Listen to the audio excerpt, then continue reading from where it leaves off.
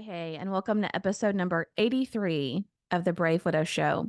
Today is a special episode because this episode is being published on Nathan's birthday. His birthday is January 30th, and he would have been turning 43 on his birthday today. So, today, as I thought about ways that I could honor him on his birthday and ways that I could also provide value for you as a listener and as a watcher of this show, the theme that really kept coming to mind is how we can continue a relationship with our person after they die. And this is coming from me, who was cynical and bitter about this the first several months, if not the first year that Nathan died, where I very much felt like we don't really get signs from our person. We really can't continue a relationship. There's this big chasm between where we are and where they are. And anyone who says they get messages or signs from their person is just comforting themselves by reading into all these little things. I don't feel that way today. And so, if you do feel that way, I want to walk you through part of my journey of how I got there. But I thought that this would be really helpful in talking about how you can still have a relationship with your person and honoring Nathan on his birthday today. Now, before I dive in and start sharing with you my process here, I want to remind you that we have a free live event that's coming up on February the 28th. I'm doing a webinar on the top 10 dating mistakes that most widows make, and you may be making one or all of these. I made several of these mistakes. This is how I can speak from experience. So, for those of you that may not know, or maybe the podcast episode hasn't come out just yet, I've been on and off the dating apps for many months. And when I finally had the right mindset and when I finally approached dating the right way, 2 months being back on the dating scene, I ended up meeting the person that I am going to be marrying here very shortly. So it's been quite an adventure and a wild ride, and ultimately has ended way better than I could have imagined. And so I want to share with you what it took for me and what I see it take for others to have a good experience with dating and finding someone that you can be in a relationship again if that's what you choose to do. You may not want to do that. That's perfectly fine. But even if you are kind of curious about dating and wondering what in the world it's going to be like, then you should totally join us. It's a free to the public event. And if you want to join, just go to bravewidow.com/dating, DATING, and you can join us for this free event on February 28th. Welcome to the Brave Widow podcast. I'm your host, Emily Jones. We help young widows heal their heart, find hope, and dream again for the future. All right, so when Nathan first died, I felt this huge chasm between us, this big separation. In fact, when they called us back to the hospital to tell us the results of the brain scans that they had done, I looked through the window of his room and I instantly knew he was no longer there. His cheeks were sunken, his color had totally changed. He looked deflated, like a shell of the person that he was. So nobody told me the results of the test, but nobody had to tell me, I guess, because I could see he clearly wasn't there. They did allow me to suit up and go into the room and be with him in the final moments before they stopped all life support. And I did do that and I did talk with him. But in the back of my mind, there was a nagging reminder that he's not here. He's not there in that physical body anymore. Now, I do believe in the afterlife and in heaven, and I fully believe that that's where Nathan's soul and spirit went to be, and that's where he is, and he no longer has the suffering of this world, and the difficult emotions that come with just being alive on planet Earth. But from that moment forward, for many months and maybe even a year, I felt so distanced and so separated from him, and I hated it. I know that many people find comfort in going to a cemetery, in sitting graveside with their person, in some way being physically close with them. But every time I tried to go, I would stay for 5, 10, or 15 minutes, and I would just get aggravated with myself. It was like I just kept thinking, what is the point? He's no more here than he is on the back porch or he is anywhere else that you are in the world. Sitting here at a cemetery, crying your eyes out isn't making you any closer to Nathan. And so I would end up leave just being really frustrated. In fact, I also was very frustrated with wearing my wedding ring. I would not wear my wedding ring. I would wear it. I would wear it on my right hand. I turned it into a necklace at one point. I turned it back into a ring at another point. Like there has been so much mind drama around my wedding ring. It was borderline ridiculous. Okay. But the reason that it was difficult for me was because I felt so separated. It was almost like this slap in the face of a reminder that I wasn't married anymore. Like, why are you wearing this ring? You're not married anymore. He's gone. Communication has ceased. It's over. And that really bothered me for a long time. As I was part of different Facebook groups, I noticed that people would talk often about signs that they would see from their loved one that brought them comfort or reassurance, or messages that they would get from their loved ones. And I Googled it all. I watched all the YouTube videos about people who'd had near death experiences and what that was like and what they were aware of versus not in those final moments. I researched, signs from our loved ones. I researched why you don't dream about your loved one. I was very jealous that other people out there were having dreams and their loved one would give them a message or their loved one would just appear to them and bring them comfort and peace. And I could not understand why I never dreamed about Nathan, why I felt so disconnected from him. I never saw any signs or anything that made me think of him. And it was really discouraging. I did in my research identify that what a lot of people thought the theory behind dreaming about our person is that a lot of it is self-driven. So some people dream their spouse is mad at them. Some people dream, their spouse has a negative interaction with them. And so they feel guilty. But the reality is that that isn't necessarily our loved one in a supernatural way communicating with us. It's thoughts or feelings that we may have that are being projected into our dreams. So, in all fairness, I was a bit bitter and cynical and ultimately just discouraged because Nathan and I were the best of friends and we did everything together. We talked about everything. We were just super close. So it was really hard having been used to being so close to Nathan that now I felt as far away as I could possibly be and as disconnected as I could possibly be. And that really hurt. And it was really discouraging and frustrated.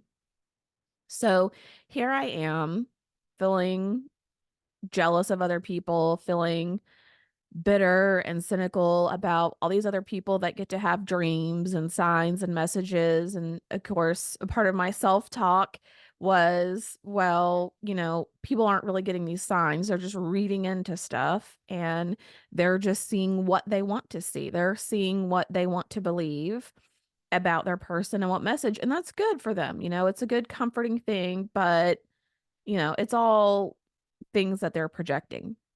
Now, during the whole process of Nathan being in the hospital and then even after him dying, I never really got angry with God. I never really questioned or demanded to know, like, why me? Why did this happen to us?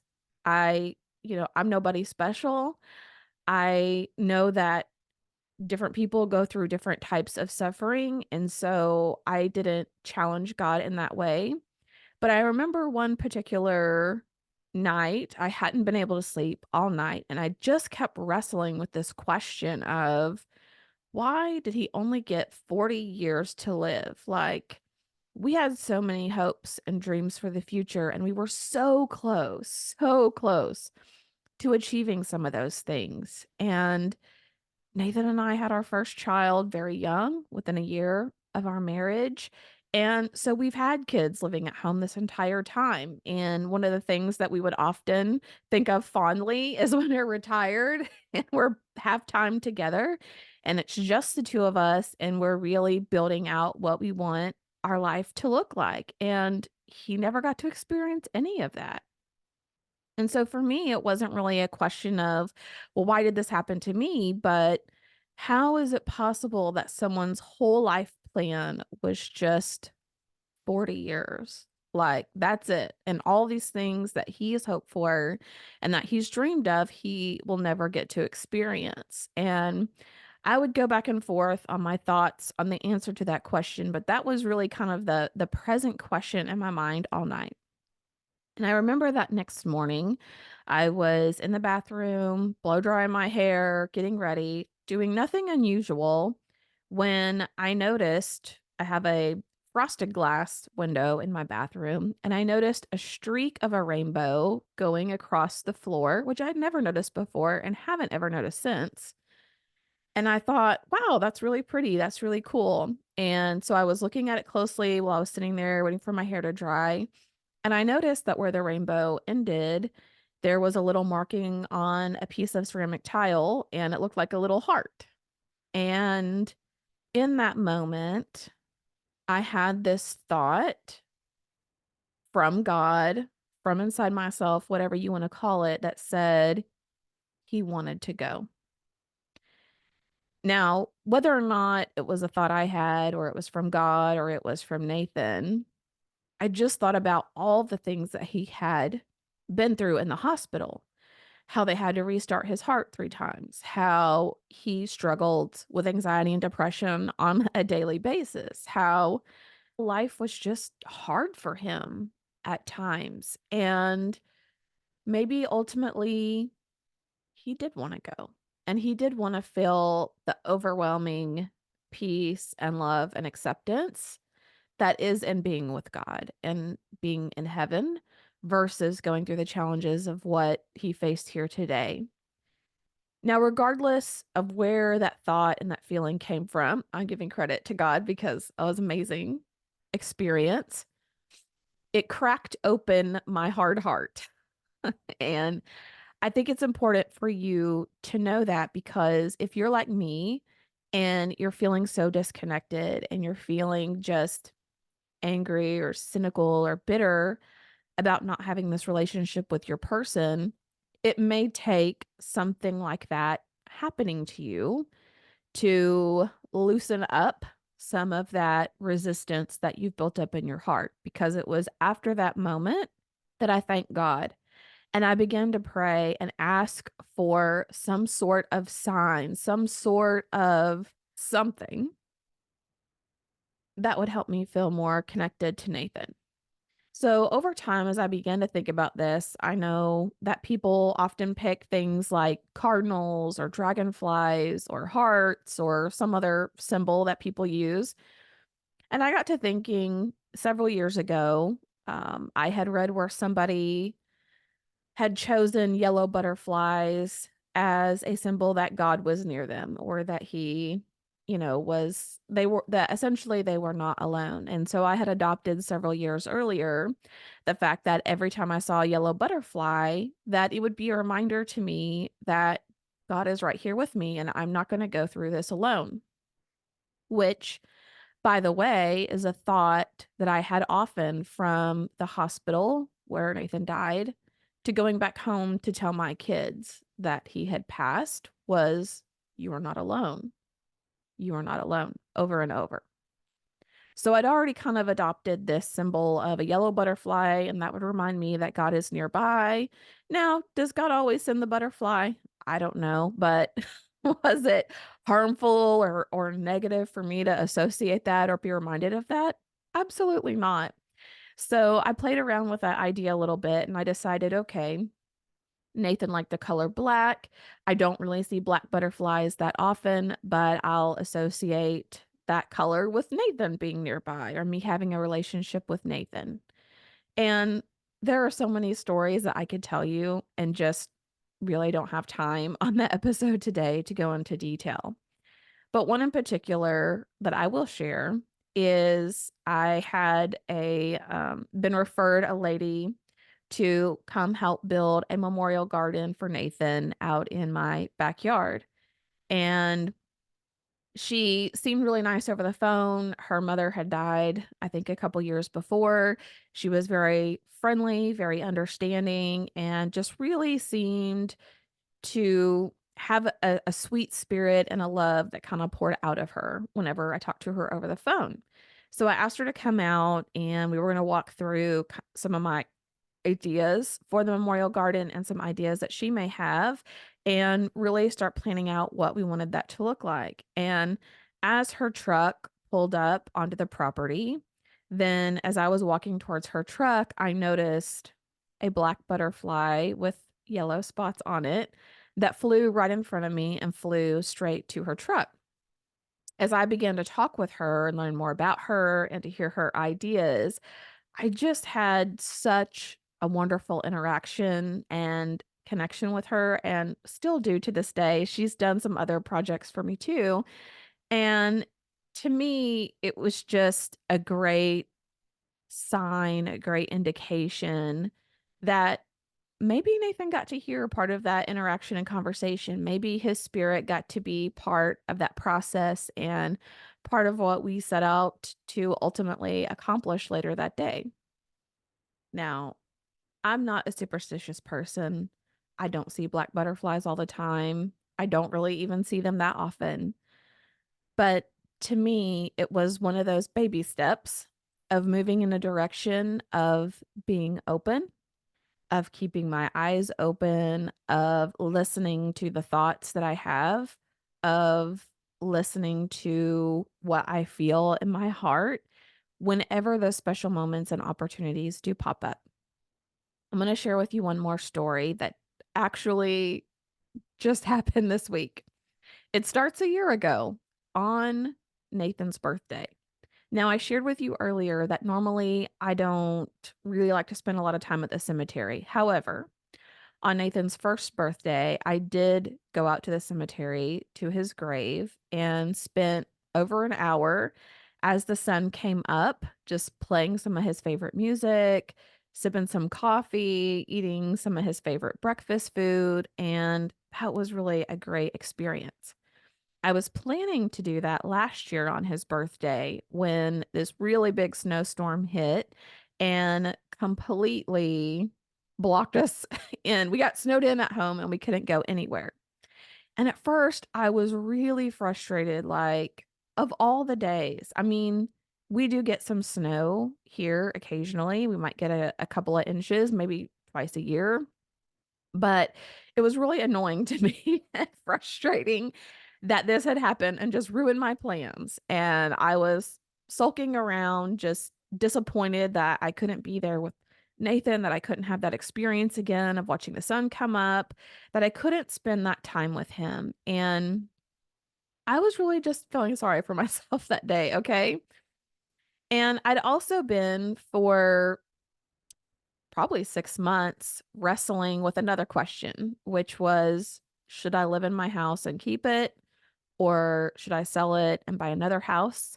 Where my house is now, it's on 37 acres. It's very wooded and hilly and not ideal for livestock, which I knew eventually is something I wanted in my life. It's pretty far out. It's about 40 minutes away from the main town here and about 20 minutes away from the kids' school and pretty much everything else. And so it's really remote. So I was really wanting something that was closer, more conveniently located, and better set up for cows and horses and the farm life, if you will.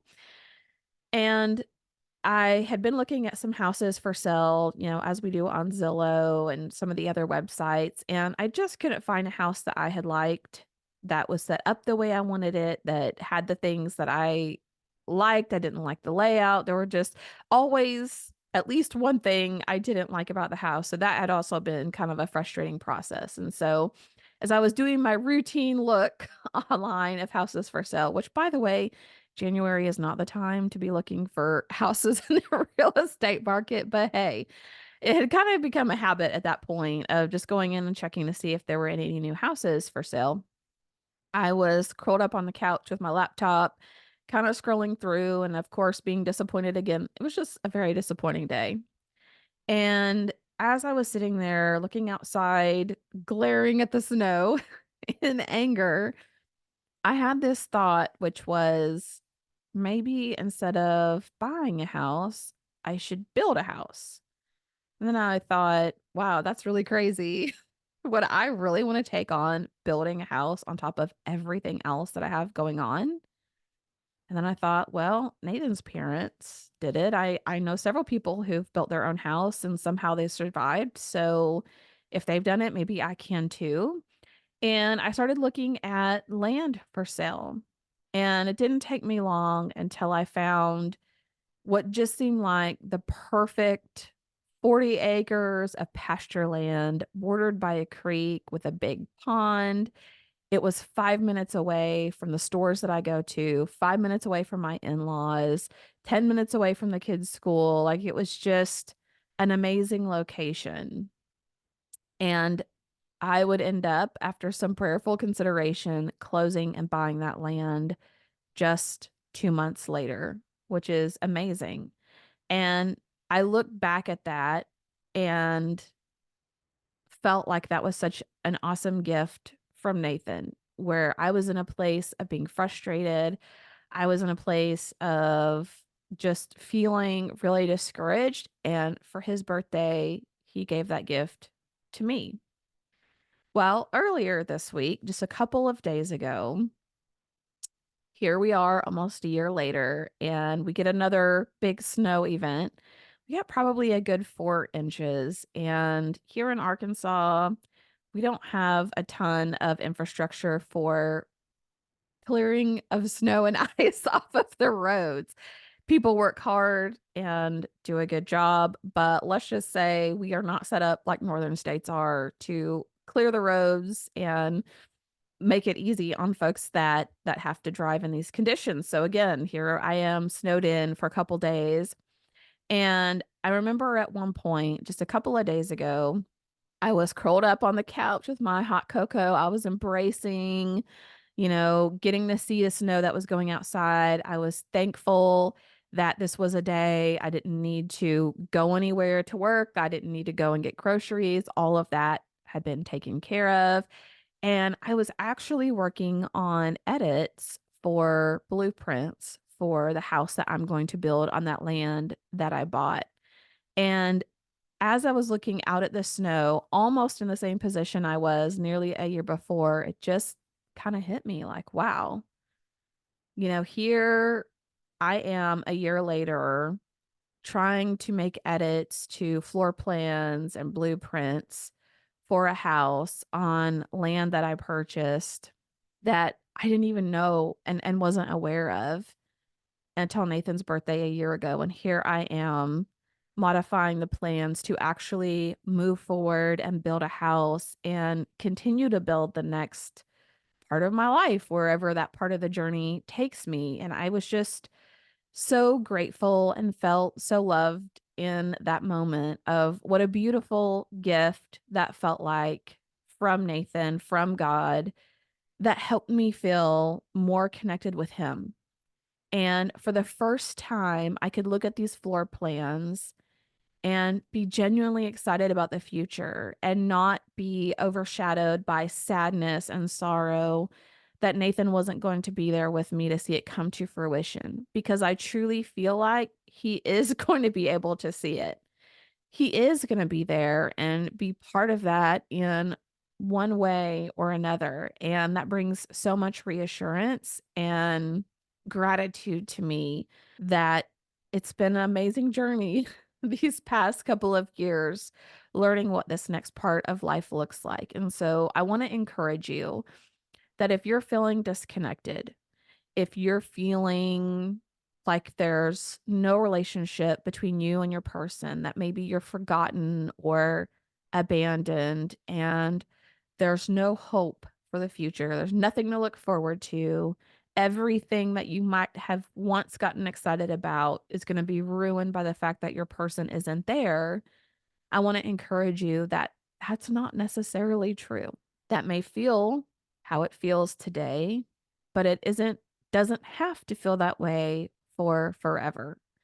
And if you will open your mind and open your heart to what's possible, and if you will take those baby steps forward in your journey of grief and healing, that you can experience these next phases of life with love, joy, and gratitude. All right, that's what I have for you today. I hope that you found this episode helpful.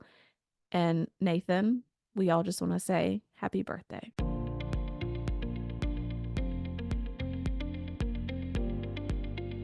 Hey guys, thank you so much for listening to the Brave Widow podcast. I would love to help you take your next step, whether that's healing your heart, finding hope, or achieving your dreams for the future. Do you need a safe space to connect with other like-minded widows? Do you wish you had how-tos for getting through the next steps in your journey, organizing your life, or moving through grief? What about live calls where you get answers to your burning questions? The Brave Widow membership community is just what you need.